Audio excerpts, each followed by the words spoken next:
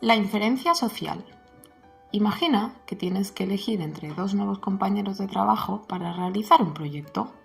Aunque los conoces poco, sabes que uno acude siempre en hora a la oficina y tiene ordenada su mesa de trabajo. Además, es tranquilo y algo tímido, mientras el otro a veces se retrasa, es menos ordenado y más hablador. ¿A cuál elegirías? En esta situación debemos inferir quién puede ser un buen compañero para realizar el proyecto. Es decir, hemos de sacar una conclusión aunque no tengamos más información al respecto. Inferencia social. Fundamentalmente tenemos dos vías: científicos rigurosos, con procesamientos más sistemáticos y más lentos, y en tacaños cognitivos que tienen un procesamiento más heurístico y más rápido. La inferencia social como científicos rigurosos. Procesos ideales por los cuales se debería realizar una inferencia. 1. Recogida de información, es decir, recoger la mayor cantidad de información y lo más detallada posible. 2. El muestreo de la información, es decir, seleccionar de entre todos los datos que disponemos aquellos que más utilidad tengan con respecto a nuestro objetivo. Y 3. El uso de la información. Integrar todos los datos y combinarlos para realizar el juicio. Por otro lado, la inferencia social como tacaños cognitivos. Utilizamos atajos cognitivos, vías que nos permiten realizar inferencias de forma rápida, con poco coste de procesamiento y dejando libres recursos cognitivos para otras tareas. Heurísticos. Los heurísticos son procedimientos que las personas utilizamos para simplificar la solución de problemas, convirtiendo los problemas cognitivos complejos en operaciones mentales más simples. Tenemos 3. Heurístico de representatividad. Cuanto más semejante sea un individuo a los miembros típicos de un grupo, más probable es que pertenezca a dicho grupo. Heurístico de disponibilidad. Tendencia a juzgar la frecuencia o probabilidad de un evento en función de lo fácil que es pensar en ejemplos de este evento. Y por último, heurístico de anclaje y ajuste. Tendencia a utilizar un punto de partida, un ancla, a partir del cual ajustamos nuestras inferencias. Al final, utilizamos los heurísticos porque son adaptativos. Cuando tenemos poca información, nos resulta beneficioso poder sacar conclusiones rápidas. Atajamos porque el mundo social es complejo y nuestro día a día está cargado de estímulos que de atenderlos de manera analítica y rigurosa colapsaríamos. Formación de impresiones. Las personas utilizamos diferentes estructuras y procesos cognitivos, atención selectiva, representaciones y atajos mentales, para procesar la información que nos llega del medio, siguiendo un procesamiento de arriba a abajo. Sin embargo, podríamos analizar esta cuestión desde una perspectiva contraria, desde un procesamiento abajo arriba, examinando qué características de las personas guían el procesamiento que de ellas realizamos. ¿En qué aspectos de las otras personas nos fijamos para sacar conclusiones sobre ellas? ¿Cómo integramos toda la información que nos llega para generar una impresión general sobre dicha persona? Hay dos tipos de modelos teóricos. Modelos gestáticos, que dice que la impresión general es más que la suma de los rasgos. Es el modelo configurativo de Asch, 1946. Y por otro lado tenemos los modelos de combinación lineal. Los distintos rasgos se integran de forma secundaria para conformar la impresión general. Tenemos el modelo de suma Fishben y Hunter en 1964, el modelo promedio Anderson en 1968 y el modelo de media ponderada de Anderson, 1974. En modelos gestáticos, como el modelo configurativo de Asch, dice: para formarnos una impresión, integramos distintos rasgos que se influyen entre sí, pero no todos tienen el mismo valor. Tenemos dos tipos de rasgos, centrales y periféricos. Un mismo rasgo puede ocupar ambas funciones dependiendo del contexto. En cada impresión, a pesar de que todos los rasgos se relacionan entre sí, unos tienen mayor impacto sobre el resto. Dependen del contexto y del orden. Experimento de Asch. Un grupo de estudiantes recibió una descripción de una persona desconocida, que incluía estos rasgos: inteligente, habilidosa, trabajadora, cálida, decidida, práctica y cauta. Y otro grupo de estudiantes recibió una descripción de una persona desconocida que incluía otros tipos de rasgos, que eran inteligente, habilidosa, trabajadora, fría, decidida, práctica y cauta. En el segundo grupo, la impresión fue más negativa. Así pues, Ash concluyó que cálido y frío eran rasgos centrales en este contexto, pues servían como guías para la organización de la información en un todo coherente. Aunque los rasgos dependen del ambiente o el contexto, es decir, de los demás. Sesgos en la formación de impresiones. Diferencia entre heurísticos y sesgos. Heurístico: atajo mental para ahorrar recursos cognitivos, como por ejemplo, suponemos que un hombre que viste de traje y corbata será un ejecutivo. Error: el atajo nos lleva a una conclusión errónea. Ejemplo: realmente se trata de un pintor que acude a una boda. Sesgo: error sistemático. Ante una situación tenemos tendencia a caer sistemáticamente en el mismo error. Como por ejemplo, suponemos que todos los hombres que visten de traje y corbata se preocupan solo de ganar todo el dinero posible. Efectos de orden. Primacia y recencia.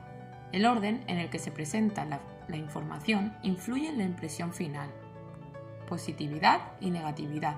En ausencia de información contraria, nos formamos una impresión positiva de los demás, positividad. En cambio, si hay información negativa, le damos mayor importancia relativa, negatividad. Además, la impresión negativa es más difícil de modificar. En las teorías implícitas de personalidad hay creencia acerca de que determinados rasgos se dan juntos. Estas teorías son implícitas e idiosincrásicas. La idiosincrasia es un término vinculado al carácter y los rasgos propios de una persona o de una colectividad. El concepto proviene de un vocablo griego que significa temperamento particular. Ejemplo: Rosenberg y Seldak, 1972, observaron que es más probable asociar el rasgo de inteligencia con el de simpatía que con el de egocentrismo. Estereotipos. Las impresiones sobre una persona se encuentran influenciadas por los estereotipos sobre su grupo. En los sesgos de la formación de impresiones también encontramos la apariencia física. El aspecto físico conlleva un efecto de primacia, primera información que tenemos sobre alguien. Además, se relaciona con otras cuestiones. El efecto halo, tendencia a percibir características positivas en alguien que nos ha dado una buena primera impresión, una huella positiva. El error fundamental de atribución atractivo físico, como una tendencia a atribuir mejores cualidades a las personas más atractivas. Hay otros sesgos, como por ejemplo, visión retrospectiva, perseverancia en la creencia, coeficiencia excesiva, confirmación, memoria adaptativa o falacia de la tasa base, donde nos basamos más en nuestra experiencia que en la estadística. La cognición caliente es la influencia de nuestros deseos, fines y sentimientos sobre la forma en que procesamos la información social, la influencia de nuestra cognición en dichos procesos afectivos y motivacionales. Hay distintos planteamientos teóricos. El afecto y cognición, que es un modelo de infusión afectiva, recuerdo congruente con el estado de ánimo, recuerdo dependiente del estado de ánimo. Y tenemos la motivación y cognición, que es la perspectiva del estratega motivado. Afecto, modelo de infusión afectiva. El estado de ánimo influye en el pensamiento y la acción a través de dos mecanismos. 1.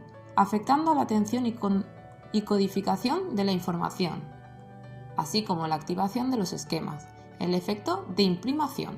Es más fácil atender a la información y activar esquemas congruentes con el estado de ánimo. Se activa cuando percibimos información del medio y debemos interpretarla en base a nuestro conocimiento. 2. Utilizando el efecto como información previa a ese juicio que vamos a emitir. Los juicios que emita dependerán de mi estado de ánimo e irán más probablemente en el sentido de este. Se activa cuando pensamos heurísticamente. Afecto. Otros mecanismos. Recuerdo congruente con el estado de ánimo. Más fácil recuperar información similar a nuestro estado de ánimo actual. Y el recuerdo dependiente del estado de ánimo, que es más fácil recuperar información si nuestro estado emocional actual coincide con el estado emocional que teníamos cuando se procesó la información. Las estructuras cognitivas tienen impacto en las emociones, como han puesto de manifiesto las teorías cognitivas de la emoción.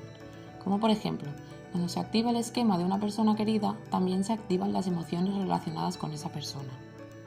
Motivación y cognición. 1. Perspectiva del estratega motivado. Nuestra motivación afecta a las diferentes fases del procesamiento cognitivo, como por ejemplo la atención, la codificación, el almacenamiento, la recuperación, la integración y la formación de juicios. Y 2. La motivación puede depender de diferentes circunstancias, como por ejemplo la importancia de la decisión, nivel de dependencia de la información a procesar o necesidad de mantener el autoconcepto o de sentirnos competentes. Objetivo e hipótesis. El objetivo es analizar qué factores hacen que determinados rasgos sean más accesibles cuando emitimos un juicio sobre una persona en concreto que la juzgamos como más o menos hostil. Hipótesis. 1. En un contexto de comportamientos ambiguos, la probabilidad de que se active el esquema de persona hostil aumentará a medida que se presentan más rasgos hostiles. 2. Una vez el esquema de hostilidad se activa, su accesibilidad y sus efectos sobre la interpretación de la información posterior disminuirá con el tiempo. Y 3. Una vez que la conducta ha sido codificada bajo el esquema de hostilidad, la impresión sobre la otra persona se rellenará con otras características relacionadas evaluativamente con ese rasgo. Procedimiento. Estudio piloto. 43 estudiantes. Clasificar rasgos en una escala tipo Likert de 0, nada hostil, a 10, extremadamente hostiles. 5 conductas muy hostiles. 5 conductas muy poco hostiles, 10 conductas ambiguas. Las conductas ambiguas se dividieron en 2 grupos para dar lugar a 2 historias distintas sobre personas hipotéticas. Primera fase, activación o imprimación. 96 estudiantes. Se entrega a los participantes un listado de ítems formados por 4 palabras en orden aleatorio para que construyan frases. Cada frase conduce a una conducta de hostilidad o no. Variaciones tanto en el número de ítems como en el porcentaje de ítems hostiles. Segunda fase, presentación de estímulos.